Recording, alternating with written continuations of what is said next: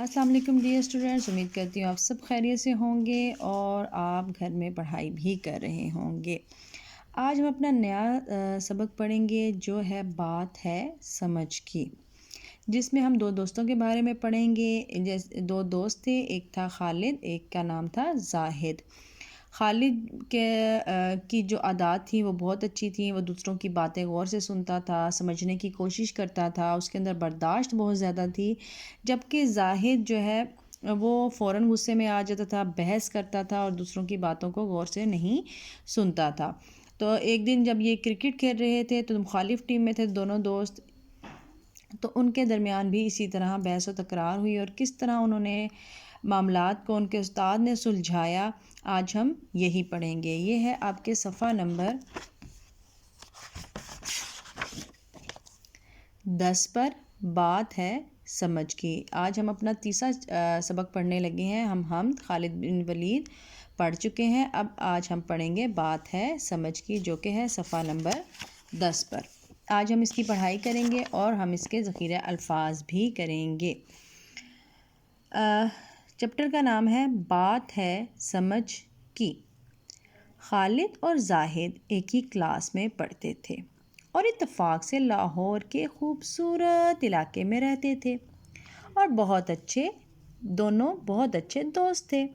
اچھا پہنتے اور اچھا کھاتے، یعنی ان کے والدین نے ان کو زندگی کی بہترین سہولتیں مہیا کی تھیں۔ اس چیپٹر میں کیا بتایا گیا؟ خالد اور زاہد جو ہے وہ ہم جماعت تھے اور لاہور میں رہتے تھے اور دونوں ایک تعلق اچھی فیملی سے تھا، اور ان کی جو والدین تھے ان کی جو بھی ان کی ضروریات تھیں ان کو وہ پورا کرنے کی ہر ممکن کوشش کرتے تھے۔ دونوں گہرے دوست تھے مگر دونوں کے مزاج مختلف تھے۔ خالد کے اندر گفتگو میں شائستگی اور نرمی تھی، جبکہ زاہد مزاج میں سختی اور غیر ضروری بے ساختہ پن تھا۔ لیکن یعنی اس کے خیال کے مطابق وہ دوسروں کو کچھ سمجھا رہا ہے مگر اس کے سلسلے میں بدتمیزی بھی کر دیتا تھا۔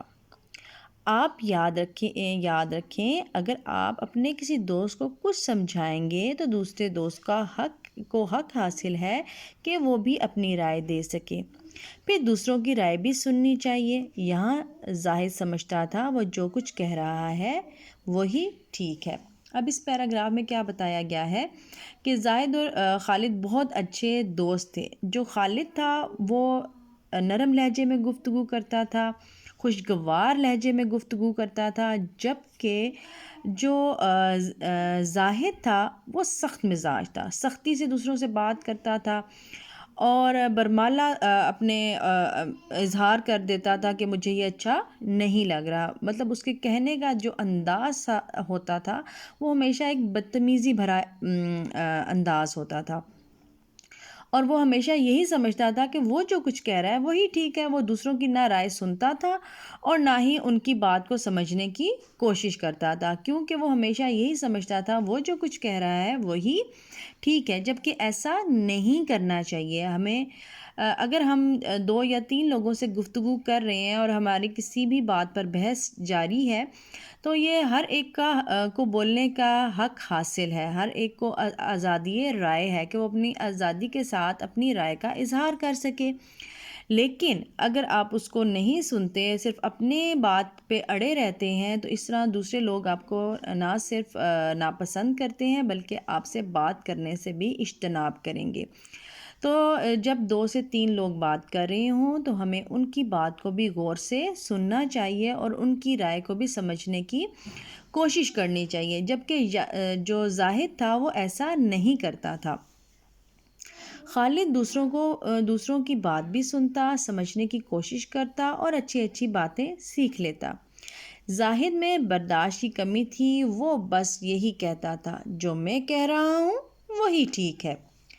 اب خالد میں کیا اچھی عادت تھی؟ وہ دوسروں کی باتیں سنتا تھا۔ اس طرح ہم دوسروں سے بھی کچھ اچھی باتیں سیکھ سکتے ہیں۔ اگر ہم دوسروں کو سنتے ہیں اور ہمارے اندر برداشت بھی ہے دوسروں کو سننے کی تو ہم دوسروں سے بھی کچھ اچھا سیکھ سکتے ہیں۔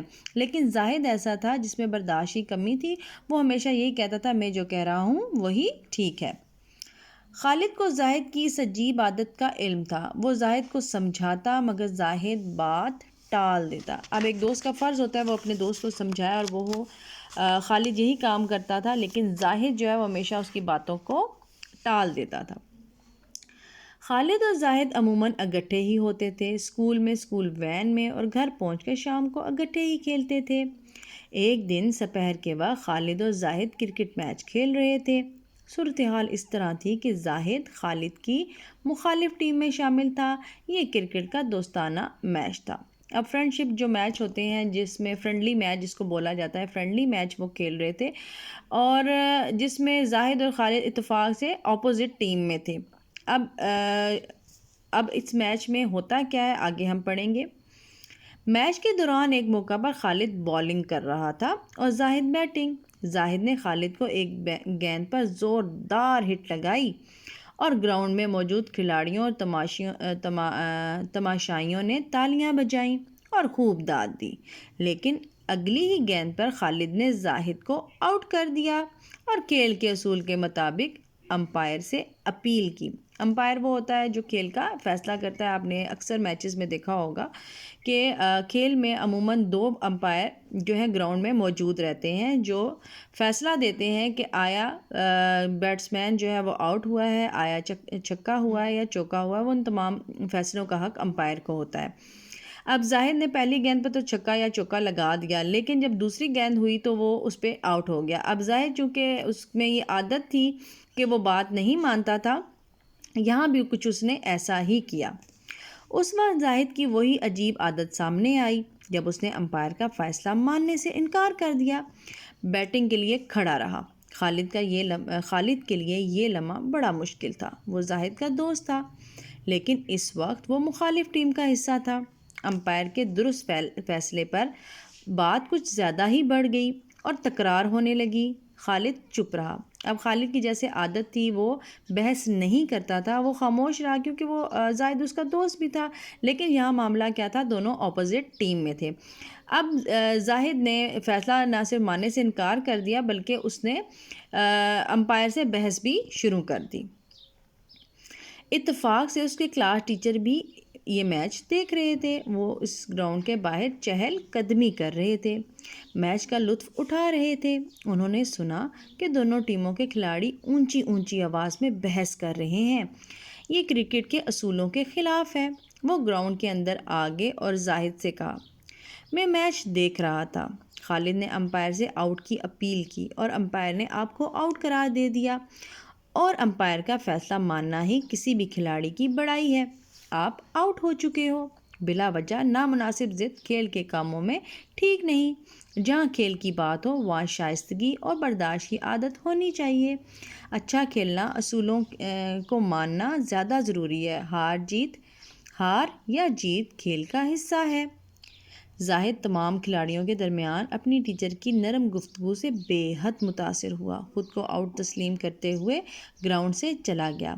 خالد نے اطمینان کا سانس لیا کہ دوستی بھی جاری رہی اور کھیل بھی اچھے انداز میں اپنے اختتام کو پہنچا۔ بات ہے سمجھ کی کہ یہاں پہ اس پیراگراف میں یہ بتایا گیا کہ جب زاہد نے بات ماننے سے انکار کر دیا تو جو ان کے استاد تھے جو میچ دیکھ رہے تھے، انہوں نے جب اس بحث کو سنا تو انہوں نے کہا کہ میں بھی میچ دیکھ رہا تھا، آپ آؤٹ ہو چکے ہو، اور امپائر کا فیصلہ ماننا ایک کھلاڑی کی بڑائی ہوتی ہے کہ اس کا اگر وہ امپائر کا فیصلہ مان لیتا ہے تو اس میں اس کی بڑائی ظاہر ہوتی ہے کہ وہ دوسروں کے فیصلوں کو کتنی ترجیح دیتا ہے، دوسروں کے فیصلوں کو مانتا ہے۔ تو ہار جیت تو کھیل کا حصہ ہوتا ہے، ظاہری سی بات ہے، کوئی ایک ٹیم جیتے گی اور ایک ہارے گی، دونوں ٹیمیں تو نہیں جیت سکتی۔ تو استاد نے جب اتنے نرم لہجے سے زاہد کو سمجھایا تو وہ پھر متاثر ہو گیا استاد سے، اور اپنے جو فیصلہ ہے اس نے مان لیا۔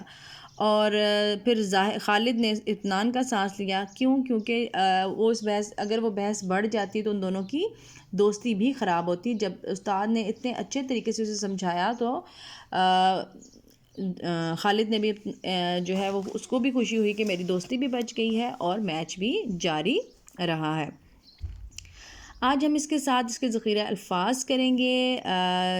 پہلا لفظ ہے سہولتیں، سہولتیں، سہولتیں، اطمینان، اطمینان، چہل قدمی، چہل قدمی، شائستگی، شائستگی، تکرار، تکرار، اصول، اصول، گراؤنڈ، گراؤنڈ، بے ساختہ، بے ساختہ۔